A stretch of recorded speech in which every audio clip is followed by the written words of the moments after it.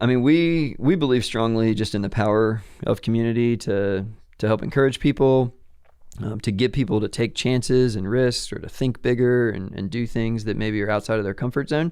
There's actually a book called Startup Communities that we kind of prescribe to, and we use this book as the roadmap or kind of the playbook to building our startup community here. What's up, everybody? Welcome back to Awesome Inc.'s podcast, where we highlight people pursuing their definition of, you guessed it, awesome. So buckle up and get ready for some more success story adventures and failures from Kentucky's tech and entrepreneur community.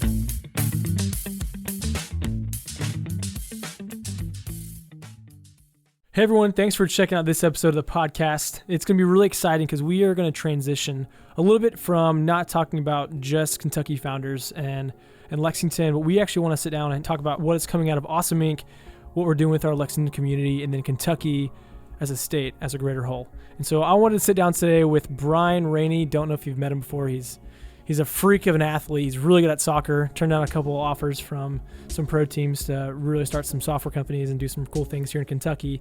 But he is the reason Awesome Inc. exists. Him and a small group of friends had a vision, and that is what I want you guys as our community to learn about, to be inspired by, and hopefully start your own type of Awesome Inc. if you feel compelled to. So Brian, thank you for joining us today. I know your time is very valuable. I feel blessed. Absolutely. And I appreciate you having me. So, to kind of explain what Garrett was talking about. So it really kind of came down to me or Cristiano Ronaldo. And they picked me, but I decided not to play for the team because I wanted to do this instead. So they ended up having to settle for Ronaldo. They did. And you also knew, humble brag on yourself, you knew what that lifestyle would entail. You didn't want to travel the world as much, and you didn't want to have a cool haircut with a lot of product, and you just wanted to say, I didn't really need that. Yeah, that's and honestly, not your shebang. Yeah, this has worked out much better for me anyways. Well, speaking of it working out, Brian, this coming April, that you know what this means. For Awesome Inc., we're having our 11th birthday, and a really cool stat is 90% of small businesses fail within the first 5 years of business, and of the remaining 10%, 90% of that remaining 10 fail within the first decade. So we are that 1%. Actually, I guess, we're that fraction that continues to surpass the 10 years. So I'm excited for us, for what you've built. And with that said, I would love to hear your elevator pitch of what Awesome Inc. is, or maybe a little bit longer, maybe 2-3 minutes, about what Awesome Inc. is, what it does, and some of the vision you guys had coming up 11 years ago. Absolutely. Yeah. First off, we feel very blessed and fortunate to be where we're at today. When we started Awesome Inc. 11 years ago, we really had no idea what we were doing or what this would look like 11 years later. So we just feel blessed to have a great community around us and a great support team. And there's a whole lot of people that deserve a ton of the credit for what the Lexington entrepreneurial community has turned into, and the entire Kentucky entrepreneurial community as well.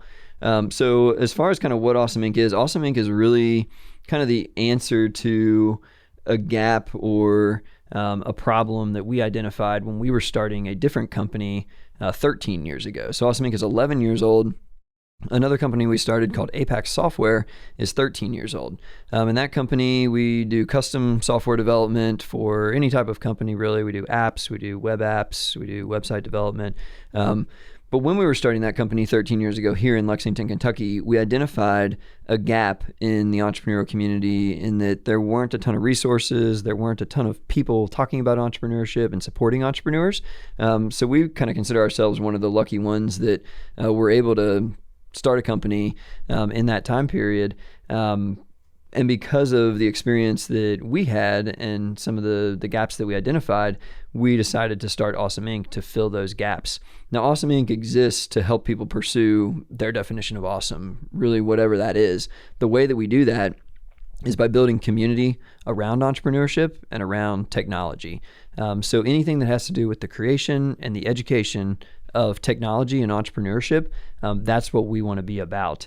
So we started this place to really build a community for entrepreneurs who are like-minded to come together. We host events, we have a co-working space, we have technology training programs, and we have technology building programs. But really the community part is the key to it all.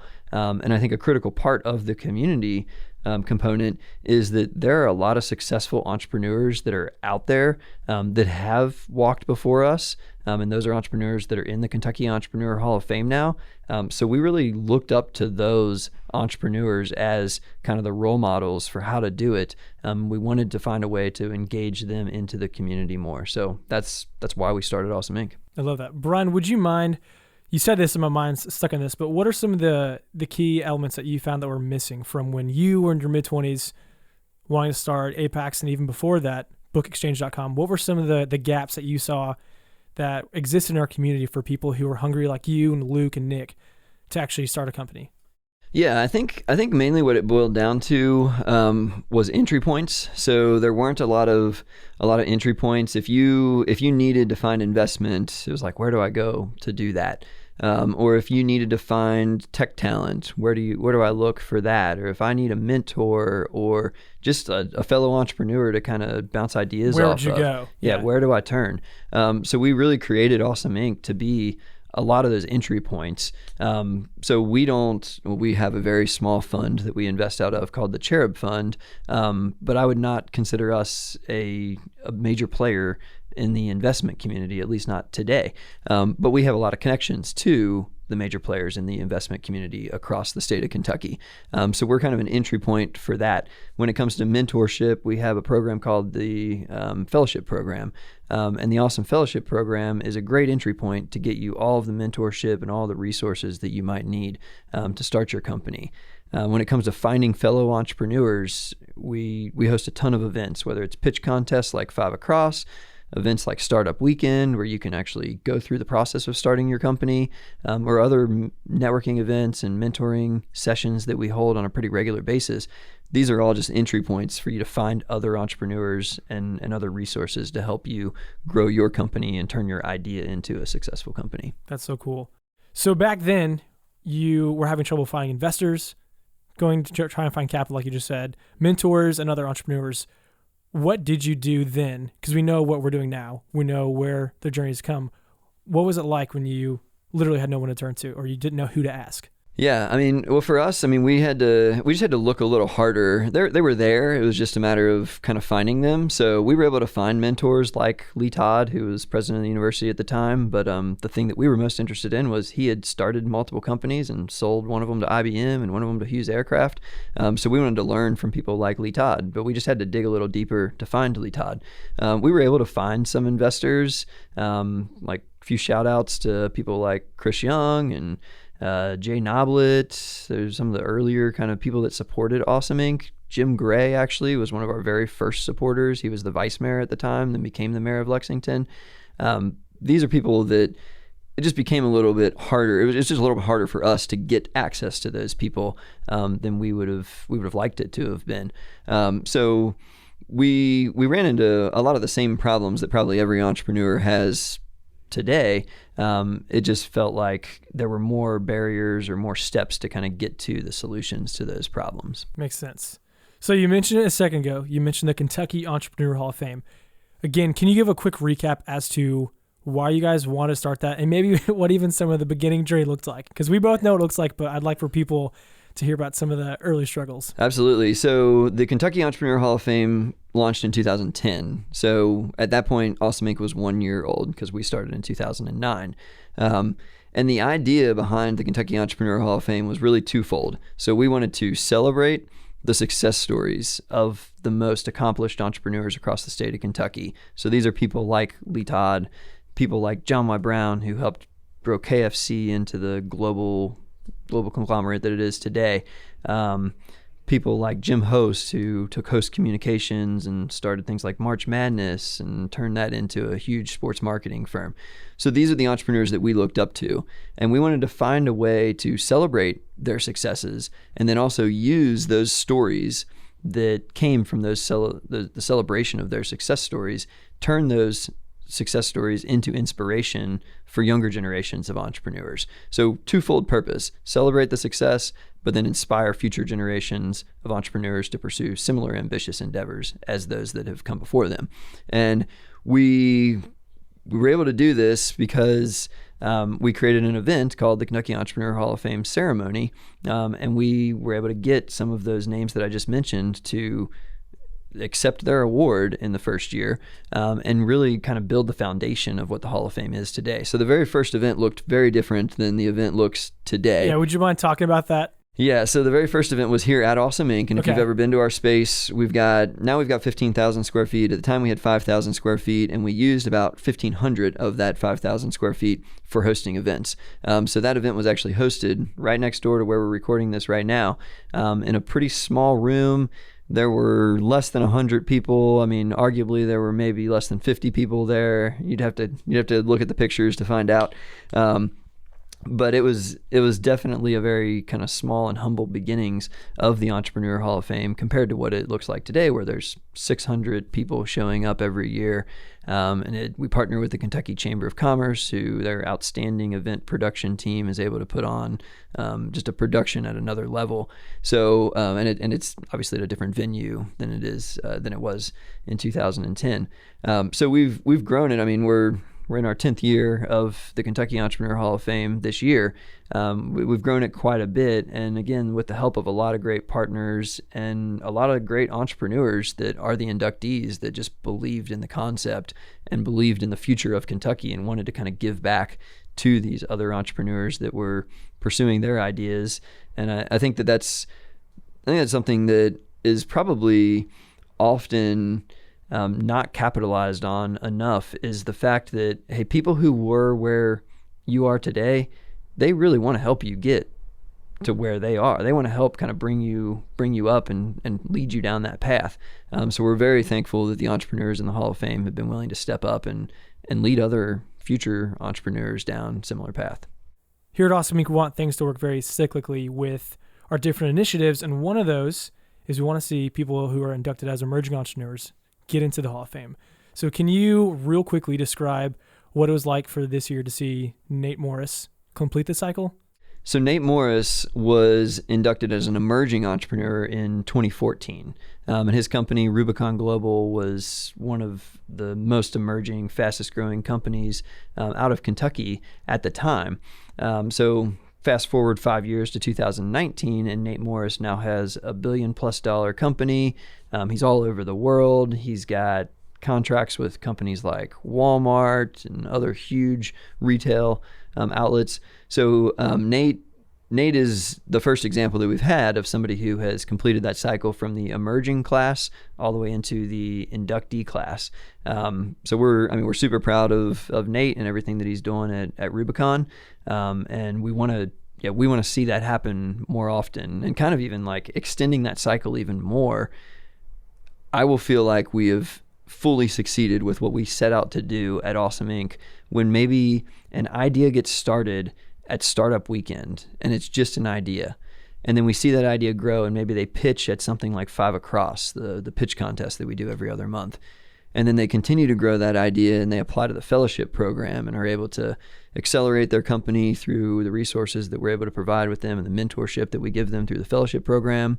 And then they get inducted into the emerging class, and then maybe they get investment from some of our partners like the Bluegrass Angels or Kinetic Ventures in Northern Kentucky, some of these other investment groups, and Dan Beldy with Airwing Ventures, see some of these investors investing in these entrepreneurs, and then they grow even more and they make it to a Hall of Fame inductee. But all the way from like watching them just birth the idea to stand on the stage and accept their award as a Kentucky Entrepreneur Hall of Famer, that will be the day when I'm like, okay, this worked. Like we took them through the whole entire cycle. So it was great to see like that cycle complete from emerging entrepreneur to Hall of Fame inductee. And I want to see it like extend even further up the pipeline to Startup Weekend idea. That would be incredible. So 2 things, if you're listening, if you haven't read our book, Unbridled Spirit, that was a project that our team took on a handful of years ago to tell some of the best wisdom and life advice from the men and women in the Kentucky Entrepreneur Hall of Fame. It's a great read. Shoot me an email if you have interest. And then secondly, if you haven't been to a Startup Weekend and you have that jitterbug, you think of great ideas in the shower, would highly encourage you come November to check us out. So Brian, a couple more questions, because I know you have much more important things to get onto next, and I'm really excited for that. So Why is the community so crucial for a healthy startup ecosystem? Yeah, so I mean, we believe strongly just in the power of community to help encourage people, to get people to take chances and risks, or to think bigger and do things that maybe are outside of their comfort zone. There's actually a book called Startup Communities that we kind of prescribe to, and we use this book as the roadmap or kind of the playbook to building our startup community here. It's written by Brad Feld, who's founder of Techstars and a bunch of other companies, and is just a great ecosystem resource. But Startup Communities kind of talks about the different components that are necessary to build a successful ecosystem. And in that book, it talks about how entrepreneur-led communities are going to be the most successful.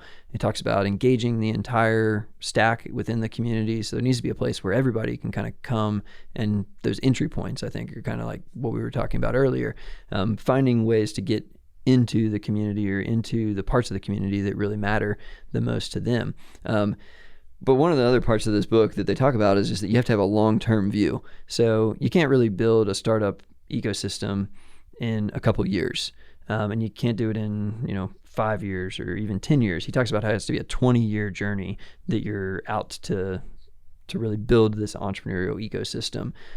So we just feel like community is critical to anything, whether you're starting a company or if you're just trying to get into shape. Like, it's way easier to get into shape if you have a gym membership, because there's other people around you holding accountable, and you're just inspired by the fact that, all right, all these other people are doing it, I can do it too. Same thing applies to entrepreneurship. If you build that community and you have other people around you, it's just going to make things easier for you. And when things do get tough, you're going to have people to turn to. And it's like, look, we've all been through like the ups and downs. Like, we can get through this. We can help you get through this. What's the change you've seen over the last decade in terms of Kentucky, like the tech, startup, and entrepreneurial scene? I know you've hinted on a few of them being the entry points. What are maybe one, two, or even a handful of specific things that you've seen, wow, this has changed in the last decade, and I'm so appreciative that it's changed? Yeah, I mean, I would say number one, just the amount of entrepreneurial activity that's going on in our community has increased significantly. It used to kind of feel like you were walking through the Sahara Desert trying to find like a cup of water. And that's what it was like to look for an entrepreneur in this town. But now, like, you can turn a lot of different directions and see some entrepreneurial activity, and that's really exciting to see.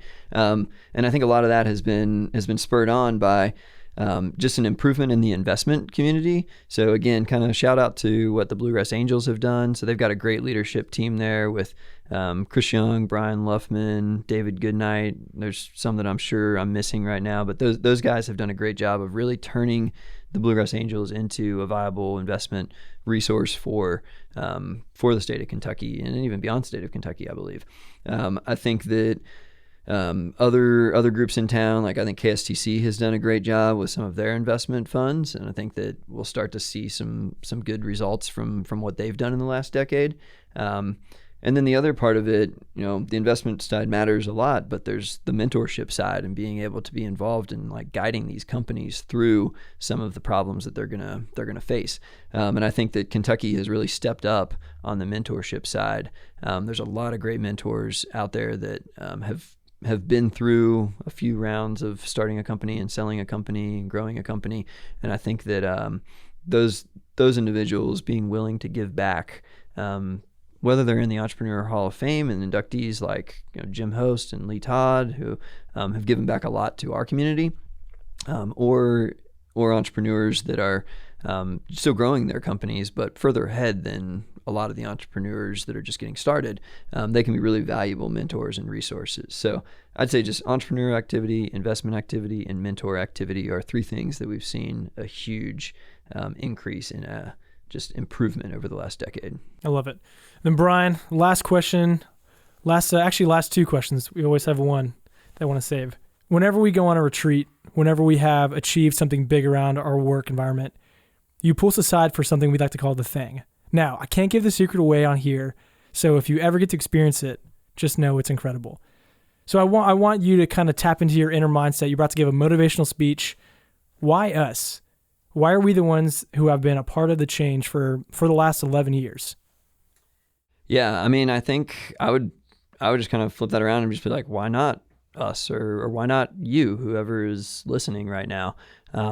Just get involved and start doing something. Like we didn't know the right way to build an ecosystem when we started Awesome Inc. And we did so many things the wrong way. And it cost us time, it cost us money, it cost us other resources.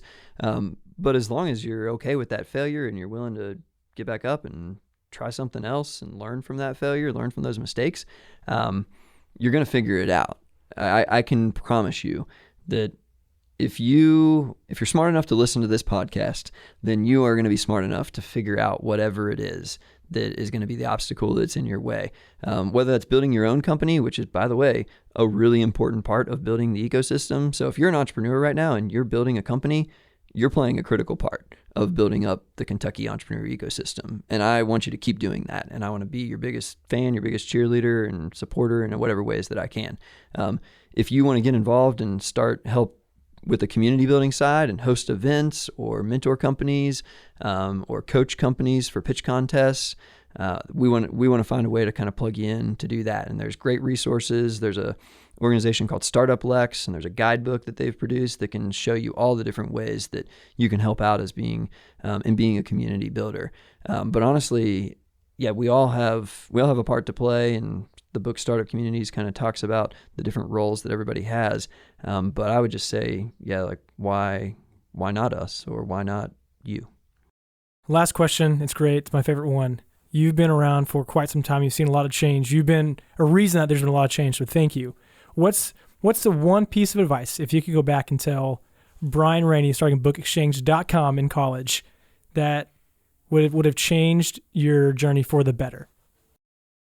So the one piece of advice from, this would be like 2007 now, 2006, starting Book Exchange, tell Brian Rainey. Man, that's a good question. I probably should think about that more often than I do. I think I would just tell my younger version of myself to probably enjoy the journey more than worry about the outcome, because you have a whole lot more control over how you go about that journey than you do in the long run with that outcome part. And I think that I probably spent a good part of my early entrepreneurial days just worrying about, is this going to go exactly as planned? Is this going to go exactly how I want it to? And the answer to those questions is usually no, it's not going to go how you planned it. But if you're able to kind of just go with the flow and learn from the mistakes that you're making along the way and just kind of enjoy that journey, then you'll eventually get to the place that you wanted to get to anyways, or maybe even a better place than where you wanted to get to. And you just have to be flexible through that process. So I think I would tell myself to probably like ease up on my expectations of myself when it comes to outcomes, and enjoy that journey and figure it out as you go. Well, awesome. There you go. There you have it, folks. Some wisdom from Brian Rainey himself. Thanks, Brian. You're welcome. Well, that's it, guys. Thank you so much for checking out this episode of Awesome Inc.'s podcast. And another quick thank you to Lee Rosevere and a few members from our community who provide the music that you hear in this show. Lastly, give us a follow on Instagram, Facebook, all that jazz. Or, even better, come on down to our space. Come be a part of our community and get plugged in, and let's start something awesome together. You guys rock. We'll see you next time.